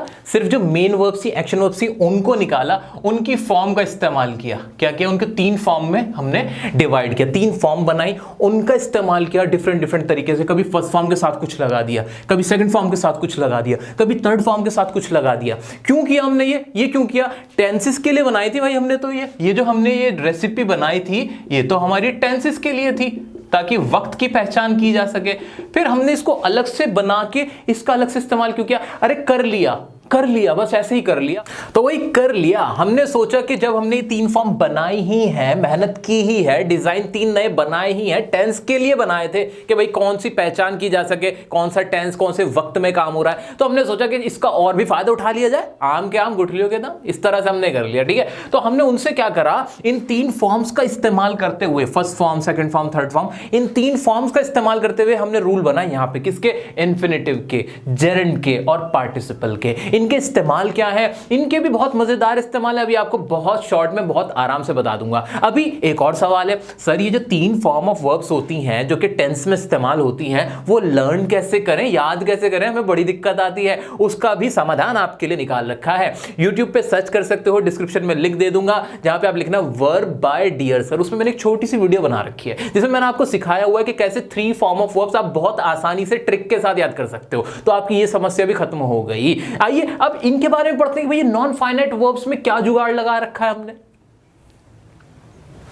अरे मास्टर जी कहां गए? अरे यहीं पर हैं। अब मैं आपको सिखाता हूं नॉन फाइनाइट वर्ब्स का पूरा कॉन्सेप्ट। कुछ भी करने की जरूरत नहीं है। जैसा कि मैंने आपसे कहा है कि जो ये नॉन फाइनाइट वर्ब्स हैं वो फाइनाइट वर्ब से ही निकल के आए हैं। मेन वर्ब की जो हमारी 3 फॉर्म्स होते हैं, मैंने आपको सिर्फ 3 फॉर्म्स बताई हैं, फर्स्ट फॉर्म, सेकंड फॉर्म और थर्ड फॉर्म, जिसका इस्तेमाल टेंसेस में किया जाता है, टेंसेस के वक्त को दिखाने के लिए और उसके काम को दिखाने के लिए, है ना। उसी में से हमने क्या निकाल लिए हैं? जो हमारे नॉन फाइनाइट वर्ब्स के जो टॉपिक्स है ना, जिसको हमने कह दिया इन्फिनेटिव, पार्टिसिपल, जेरेंड, ये सब उसी से निकल के आए। कैसे निकल के आए बताता हूं आपको। कुछ याद रखने की जरूरत नहीं है, सिर्फ 3 चीजें याद रख लेना कि भाई कोई भी वर्ब होती है, एक्शन वर्ब होती है जिसमें काम चल रहा होता है, उसकी 3 फॉर्म होती हैं। एक फर्स्ट फॉर्म जो कि बिल्कुल नॉर्मल होती है, कुछ होता ही नहीं उसके अंदर, जैसे स्पीक मतलब बोलना, तो स्पीक इसकी फर्स्ट फॉर्म हो गई। गो मतलब जाना, तो वो फर्स्ट फॉर्म हो गई। वॉक, इस तरह से जो भी पहली फॉर्म होती है वो डिफॉल्ट फॉर्म ही फर्स्ट फॉर्म होती है। सेकंड फॉर्म चेंज हो जाती है, ठीक है, उसमें खास तौर से ईडी लग जाता है ज्यादातर, तो ये हमारी एक दूसरी फॉर्म हो गई। और थर्ड फॉर्म होती है, थर्ड फॉर्म में भी mainly second third form same होती है, कुछ होती है जो चेंज हो जाती है। उसके लिए मैंने आपको वीडियो बता रखी है कि मैंने बना रखी है आपके लिए वर्ब की फॉर्म्स याद करने के लिए, वो देख लेना, ठीक है। तो ये 3 फॉर्म होती है ना, इन्हीं 3 फॉर्म से आपकी ये इन्फिनेटिव और जीरेंड और पार्टिसिपल निकल के आए। कैसे निकल के आए? आइए देखिए, मैंने आपके सामने अभी क्या लिखा हुआ है। 3 फॉर्म्स लिखी है, first form, second form, third form और फर्स्ट फॉर्म प्लस आईएनजी। ये मैंने आपके सामने लिख दिया है ना। अब देखना, इसी में से कॉन्सेप्ट निकाला इन लोगों ने, जो ग्रामर बनाई गई है। फर्स्ट फॉर्म जो होती है हमारी बिल्कुल डिफॉल्ट फॉर्म होती है, उसमें तो कोई चेंज ही नहीं होता। मतलब बोलने की इंग्लिश क्या होती है? स्पीक, तो स्पीक फर्स्ट फॉर्म हो गई, क्लियर हो गया। अब उसके साथ क्या किया? उसके साथ ना टू लगा दिया। क्या लगा दिया? टू लगा दिया उससे पहले। किसके? जो भी हमारी फर्स्ट फॉर्म थी, जितनी भी हमारी मेन वर्ब्स है ना, एक्शन वर्ब्स हैं, उनसे पहले एक टू लगा दिया। जैसे कि अगर मुझे बोलना था स्पीक, तो स्पीक से पहले टू लग गया, तो क्या बन गया? टू स्पीक बन गया। क्या बन गया? To speak. ऐसे ही टू वॉक, ऐसे ही टू गो, ऐसे ही टू लर्न, सबके साथ टू लगा दिए बस शुरू में। और अब क्या कहा गया? अब क्या कहा गया? अब कह दिया गया कि ये क्या बन गए? ये बन गए हमारे इन्फिनेटिव। क्या बन गए? इन्फिनेटिव। इनको नाम दे दिया गया इन्फिनेटिव का। किस चीज का नाम दे दिया गया? इन्फिनेटिव का। क्या मैं इसको रब कर सकता हूं? इसको नाम दे दिया गया इन्फिनेटिव का। ये तो आप समझ ही गए, टू लग जाएगा। तो यहां इनको नाम दिया गया, ये करने के बाद इसको नाम दिया गया इन्फिनेटिव। अच्छा, गौर करने वाली बात यह है कि जो हमारे फाइनाइट वर्ब्स थे वो डिपेंड करते थे कि भाई टाइम कौन सा था, टाइम के अकॉर्डिंग वो बदल जाते थे, नंबर के अकॉर्डिंग बदल जाते थे कि सिंगुलर है प्लूरल है बदल जाते थे। लेकिन जो हमारे नॉन फाइनाइट वर्ब्स हैं वो नहीं बदलते, उन पे फर्क नहीं पड़ता क्योंकि इनका नाम ही नॉन फाइनाइट है। जो फाइनाइट नहीं है, जो सीमित नहीं है, उन्हें फर्क ही नहीं पड़ता कौन से टाइम में इस्तेमाल हो रहा है। इसी बात को दिमाग में रखते हुए जब हमने टू लगाया फर्स्ट फॉर्म से पहले तो इसका मीनिंग क्या निकला, इसका मीनिंग एक वर्ब निकला। क्या निकला? एक वर्ब। हमने कहा कि भाई ये भी एक वर्ब काउंट होगी, लेकिन ये मेन वर्ब नहीं होगी। ये क्या नहीं होगी? मेन वर्ब नहीं होगी सेंटेंस के अंदर। फिर क्या होगी देखते हैं। जैसे आई वॉन्ट टू स्टडी, इसमें कितनी वर्ब है? देखा जाए तो दो वर्ब है, एक ये वॉन्ट हो गई और एक ये स्टडी हो गई। रेड पेन की इस्तेमाल करेंगे हम थोड़ा सा। देखो एक वांट हो गई और एक स्टडी हो गई, दो वर्ब थी। वांट मतलब चाहना, स्टडी मतलब पढ़ना। लेकिन ध्यान से देखो स्टडी से पहले ना ये टू लगा दिया हमने। क्या करा? एक टू लगा दिया। और मैंने क्या कहा? जब भी टू लग गया तो क्या बन गया? वो बन गया इन्फिनेटिव। क्या बन गया? इन्फिनेटिव। और मैंने कहा ये भी एक वर्ब होगी, लेकिन ये मेन वर्ब नहीं होगी। मेन वर्ब हमारी कौन सी रहेगी? वांट ही रहेगी। तो मेरा ये रहा सब्जेक्ट, ये रही हमारी मेन वर्ब और ये रहा हमारा ऑब्जेक्ट, ये other part of the sentence. तो इसका इस्तेमाल क्या हुआ? इसका इस्तेमाल कुछ नहीं है। ये सेंटेंस में तब आएगी जब हमें कोई भी वर्ब इस्तेमाल करनी है लेकिन मेन नहीं बनाना उसको। इसका मीनिंग क्या निकलेगा? मैं पढ़ना चाहता हूं, तो पढ़ने की इंग्लिश टू स्टडी आई, कोई दिक्कत नहीं है। वर्ब की तरह भी इस्तेमाल हुआ। पढ़ना एक काम था, काम के लिए मैं सिर्फ स्टडी भी तो लगा सकता था, लेकिन वो गलत हो जाता क्योंकि ऑलरेडी एक मेन वर्ब थी। तो मेन वर्ब ऑलरेडी जब सेंटेंस में एक होती है तो हम साथ में दो मेन वर्ब नहीं इस्तेमाल कर सकते बिना टू के। तो इसी कॉन्सेप्ट को नाम दे दिया गया इन्फिनेटिव का। दोबारा मैं रिपीट करता हूं, किसी भी सेंटेंस के अंदर मेन वर्ब दो इस्तेमाल नहीं हो सकती। जब आप दूसरी इस्तेमाल करोगे तब आपको उससे पहले टू लगाना पड़ेगा, जिसे कॉन्सेप्ट को नाम दिया गया इन्फिनेटिव। ऐसे शी वांट्स, मेन वर्ब आ गई, टू गो। अब जाना की इंग्लिश भी बनानी थी मुझे, मेरे साथ दिक्कत आई। मैंने क्या करा? वही कॉन्सेप्ट उठाया, फर्स्ट फॉर्म के साथ टू लगा के खत्म कर दिया ना। ये रहा टू गो। टू गो मतलब हो गया जाना। नेक्स्ट देखो, टू अर इज ह्यूमन, कि भाई गलती करना। अभी सेंटेंस के बिल्कुल शुरुआत में भी आ गया टू अर इज ह्यूमन। अब यहां क्या ये वर्ब की तरह इस्तेमाल हुआ? नहीं, ये जो हमारा कॉन्सेप्ट था इन्फिनेटिव का, या तो ये वर्ब की तरह इस्तेमाल हो सकता है या नाउन की तरह भी इस्तेमाल हो सकता है। नाउन मतलब किसी भी चीज का नाम, ये कॉन्सेप्ट का नाम लग दिया। यहाँ पे ऐसा माना जैसे कोई कॉन्सेप्ट है, गलती करना ये कॉन्सेप्ट है, तो इसको नाउन और वर्ब दोनों की तरह हम इस्तेमाल कर सकते हैं जब भी हम फर्स्ट फॉर्म से पहले टू लगा देते हैं, जिसे वो नाम दिया गया किस चीज का? इन्फिनेटिव का। बताओ इसमें कोई गड़बड़ है? अभी हम प्रैक्टिस करेंगे, अभी लास्ट में प्रैक्टिस करेंगे पूरे एक पैराग्राफ की, जिसमें इन्फिनेटिव, जीरंड, पार्टिसिपल सबको पहचानेंगे। क्लियर हो गया? अब आते हैं आगे। थर्ड फॉर्म का क्या कॉन्सेप्ट था? थर्ड फॉर्म का क्या कॉन्सेप्ट है? जो वर्ब की थर्ड फॉर्म होगी ना दोस्तों, उसको हमने क्या कहा? हमने कहा भाई वो क्या बन जाएगा? पार्टिसिपल बन जाएगा। कौन सा पार्टिसिपल बन जाएगा? पास्ट पार्टिसिपल बन जाएगा। क्या बन जाएगा? Past participle. ओके, यानी थर्ड फॉर्म का मतलब क्या हो जाएगा कि वो एक वर्ब या फिर एक एडजेक्टिव की तरह काम करेगा। वर्ब नॉर्मल काम है, या फिर एडजेक्टिव मतलब खासियत बता रहा होगा। देख लेते हैं। ब्रोकन विंडो, ब्रोकन का मतलब ही क्या होता है? ब्रेक मतलब तोड़ना, ब्रोकन मतलब टूटा हुआ विंडो, टूटी हुई खिड़की। तो यहां इसने कैसे इस्तेमाल किया? एक एडजेक्टिव की तरह बन गया कि नहीं बन गया? खासियत बताया भाई, विंडो कैसी है? टूटी हुई। पेंटेड डोर, डोर कैसा है? पेंटेड, उस पे पेंट हुआ है, तो एक एडजेक्टिव की तरह इस्तेमाल हो रहा है। ऐसे ही डिस्ट्रॉयड ब्रिज, टूटा हुआ, नष्ट हुआ ब्रिज। तो डिस्ट्रॉय मतलब होता है नष्ट होना, और डिस्ट्रॉयड क्या हो गया? थर्ड फॉर्म हो गई। तो देख रहे हो आप कि यहां पे इस्तेमाल कैसे हो रहा है? वर्ब या एडजेक्टिव की तरह, खास तौर से एडजेक्टिव की तरह हमने देखा कि इस्तेमाल हो रहा है कब? जब हमने वर्ब की थर्ड फॉर्म का इस्तेमाल कर दिया। और इसका नाम क्या दिया गया? पार्टिसिपल। क्या नाम दिया गया? पार्टिसिपल। और इसे मैंने पास्ट क्यों कहा? क्योंकि पार्टिसिपल दो तरह के बनाए गए, एक तो ये वाला बना लिया, एक और बनाया गया। उसमें क्या किया गया? उसमें फर्स्ट फॉर्म के साथ आईएनजी लगाई गई। क्या करा? फर्स्ट फॉर्म के साथ आईएनजी लगाई गई। जैसे कि द राइजिंग सन। अब राइज मतलब उठना या उगता हुआ। अब ये उगता हुआ, सन कैसा है मेरा? उगता हुआ है। एक खासियत बताई गई। ये क्या है? ये भी एक प्रेजेंट पार्टिसिपल है, पार्टिसिपल इसका नाम दिया गया। एक एडजेक्टिव की तरह इस्तेमाल किया जा सकता है। द लाफिंग चिल्ड्रन, हंसते हुए बच्चे। अब हंसना एक वर्ब थी, इसके साथ आईएनजी लगाया गया और कहा गया कि अब इसे एक एडजेक्टिव की तरह इस्तेमाल करो। ऐसे डिजर्विंग स्टूडेंट, स्टूडेंट्स कैसे हैं? डिजर्विंग है। डिजर्व मतलब होता है भाई डिजर्व करना, ठीक है, और डिजर्विंग आईएनजी लगा दिया गया। तो ये पार्टिसिपल का कॉन्सेप्ट कहां से निकल के आया? यहां से। तो ये क्या बने? प्रेजेंट पार्टिसिपल बन गए। तो तो देख रहे हो अभी दो चीजें हमने निकाली वर्ब की फॉर्म से। एक तो हमने फर्स्ट फॉर्म से पहले टू लगा दिया, और उसका सेंटेंस इस्तेमाल कैसे किया, जब हमें दो वर्ब की जरूरत पड़ी, सेंटेंस के अंदर एक से ज्यादा वर्ब थी, तो दूसरी वर्ब को दिखाने के लिए हमने क्या किया, हमने इन्फिनेटिव का इस्तेमाल किया, या फिर नाउन की तरह भी हमने उसका इस्तेमाल कर लिया। हमने पार्टिसिपल का कैसे इस्तेमाल किया, वर्ब की थर्ड फॉर्म को पकड़ा, और हमें पता ही थर्ड फॉर्म का मतलब होता है काम पूरा हो चुका, ब्रोकन, पेंटेड, मतलब हुए हुए ये पूरी चीजें, इसको हमने एडजेक्टिव की तरह इस्तेमाल किया। प्रेजेंट पार्टिसिपल भी हमने निकाल लिया। कैसे निकाला, जब हमने देखा कि प्रेजेंट फर्स्ट फॉर्म के साथ हम जब आईएनजी लगाएंगे तो वो भी एक एडजेक्टिव की तरह काम करेगा। यहां हमने देखा भी लाफिंग, डिजर्विंग स्टूडेंट्स, इसमें भी एडजेक्टिव की तरह इस्तेमाल, वो खासियत दिखाई गई। एडजेक्टिव का पूरा चैप्टर समझाया जाएगा, डोंट वरी। एक और हमने कॉन्सेप्ट निकाला, वो कॉन्सेप्ट था जीरंड का। वो भी बिल्कुल सेम इसी तरह था, किसी तरह था, इसी तरह, बस जीरंड में और प्रेजेंट पार्टिसिपल में इतना सा फर्क था कि जीरंड में भी फर्स्ट फॉर्म प्लस आईएनजी लगनी थी, लेकिन जीरंड मेनली इस्तेमाल होता है नाउन की तरह, नाउन या वर्ब की तरह, जबकि प्रेजेंट पार्टिसिपल इस्तेमाल होता है वर्ब या एडजेक्टिव की तरह। क्लियर हो गया? एग्जांपल देखते हैं। Swimming is good, swimming is good, swim मतलब क्या होता है, तैरना, उसके साथ क्या लगा दिया, आईएनजी लगा दिया। लेकिन आप ध्यान से देखोगे यहां पे ये वर्ब नहीं है, स्विमिंग इज गुड, स्विमिंग एक चीज का नाम है भाई, स्विमिंग एक अच्छी चीज है, यानी यहां पे क्या है, एक नाउन है। देख लो किस तरह से वर्ब को, हमारी वर्ब की फॉर्म को यहां नाउन बना दिया गया, वर्ब को नाउन बना दिया गया। कैसे? मजेदार तरीके से। ऐसे आई लाइक वॉचिंग टेलीविजन, अब यहां बताओ क्या ये नाउन है? नहीं, नाउन नहीं है, नाउन नहीं है, ये वर्ब, लेकिन यह लाइक आ गया था। पहले से ही एक और वर्ब रखी हुई थी। मैंने आपसे कहा कि सेंटेंस में कभी दो वर्ब ऐसे नहीं आ सकती, उसके लिए आपने टू लगाना पड़ता है, या तो टू लगा के लगा दो इन्फिनेटिव, या फिर आईएनजी लगा के उसको जेरेंड बना दो। क्या बना दो? जेरेंड बना दो। लेकिन खाली नहीं आ सकता, आई लाइक वॉच टेलीविजन ऐसे नहीं हो सकता दोस्तों। तो देखा, तो जीरंड का इस्तेमाल आपने यहां कर लिया, आई लाइक वॉचिंग टेलीविजन। तो आईएनजी वाले दो तरीके से इस्तेमाल हो सकते हैं, या तो प्रेजेंट पार्टिसिपल बन जाए एडजेक्टिव की या वर्ब की तरह, या फिर वो जेरेंड बन जाए नाउन या फिर वर्ब की तरह। थर्ड फॉर्म को कैसे इस्तेमाल कर सकते हो? पास्ट पार्टिसिपल एडजेक्टिव की तरह मेनली इस्तेमाल होगा। थर्ड फॉर्म क्या दिखाती है कि भाई ये काम हुआ है, ब्रोकन विंडो, खासियत दिखा दी, या काम नहीं हो रहा कोई वैसा। ठीक है, आपने फर्स्ट फॉर्म का इस्तेमाल कैसे करा? टू लगा के उसके साथ फर्स्ट फॉर्म लगा दी, तो हमने सेंटेंस के अंदर जब दो वर्ब की जरूरत पड़ी, बहुत जगह ऐसा होता है टू वर्क, आप देखोगे to go, to understand, to learn, वो सारे इन्फिनेटिव की तरह इस्तेमाल हो रहे होते हैं। दोस्तों देखो कि कुछ भी नहीं करना पड़ा, मैंने आपको कुछ नहीं रटाया। मैं चाहता, बहुत आसान तरीका था मेरे लिए कि मैं आपके सामने इन्फिनेटिव लिखता, उनकी डेफिनेशन लिखता, सबकी और कर जाता काम।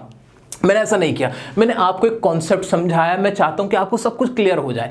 अब सुनो मजे की बात, कुछ और इनसे रिलेटेड। भाई ये जो हमारा इन्फिनेटिव होता है ना, मेनली ये दिखाता है पर्पस को। किसको दिखाता है? मकसद को। जैसे जिसको देखो, आई वॉन्ट टू स्टडी, क्या करना चाहता हूं, क्या चाहता हूं मैं? स्टडी करना। इसी तरह शी वॉन्ट्स टू गो, क्या करना चाहती है वो? जाना चाहती है। टू अर्न इज ह्यूमन, यहां पर तो नहीं हो रहा है, सेकंड फॉर्म जब दो वर्ब होती है, सेकंड वर्ब होती है, तब वहां पे पर्पस को दिखा रहा होता है। जो ये मेनली हमारा, जो हमारे ये जेरेंड है, जेरेंड हमेशा आपको मेनली नाउन को दिखा रहा होगा। और जो ये थर्ड फॉर्म वाला होता है हमारा, जो भी ये थर्ड फॉर्म, ये मैं आपको ट्रिक बता रहा हूं, ये थर्ड फॉर्म वाले जो हमारे पास्ट पार्टिसिपल होते हैं, मेनली एडजेक्टिव को दिखा रहा होगा। क्लियर हो गया कि नहीं? आइए अब एक पैराग्राफ लेंगे, वहां हम देखेंगे कि जेरेंड कहां आ रहा है, पार्टिसिपल कहां आ रहा है, कौन सा क्या इस्तेमाल हो रहा है, पूरी वर्ब का जितना भी हमने आज पढ़ा है ना, कंक्लूजन निकालेंगे।